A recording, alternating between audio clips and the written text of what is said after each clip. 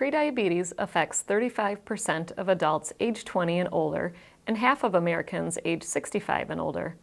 Without weight loss and physical activity, 15 to 30% of people with prediabetes will develop type 2 diabetes within 5 years.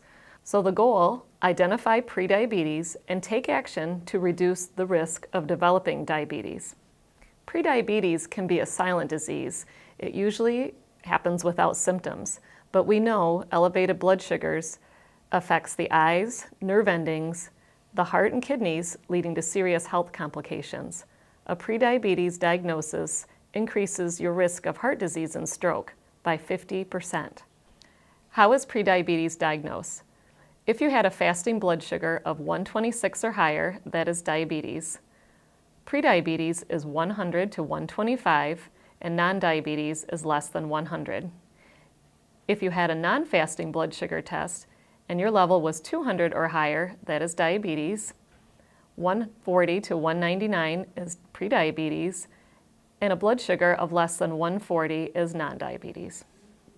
Risk factors for developing type 2 diabetes include having a family history of diabetes, if you are overweight with a BMI of greater than 25, over age 45, if you've had a diabetes during a pregnancy, have given birth to a baby weighing over 9 pounds, have had the stress of an illness or injury, have high blood pressure, or belong to certain ethnic groups such as African American, Hispanic American, or Native American. How do I reduce my risk for type 2 diabetes? Step 1, decrease your current weight by 5 to 10%, eat a variety of healthy foods, reduce total daily calories by monitoring carbohydrate and fat intake. Step 2, try to accumulate 30 minutes of activity most days of the week. Start by making healthier food choices, balancing calories, and increasing your intake of fruits and vegetables and whole grains. And try to reduce your intake of sodium, especially in foods like canned soup, canned vegetables, and frozen meals. Drink water instead of sugary beverages. You can also reduce your risk by watching your salt and sodium intake.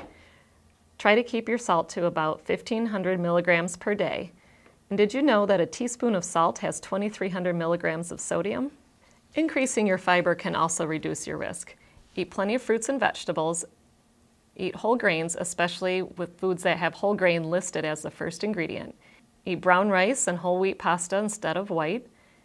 And choose higher fiber snacks such as popcorn, vegetables, and high fiber crackers. Try to eat more fresh and less processed foods, and it is better to get fiber from food rather than supplements. Try to know how much you're eating by watching your portions and using easy tools like the size of your hand to estimate what a half cup versus 1 cup is. You can also use the plate method to help you control your portion sizes. Think of your plate into 3 sections. Fill half your plate with vegetables and the other half with whole grains and lean protein. How can you increase your physical activity each day to reduce your risk?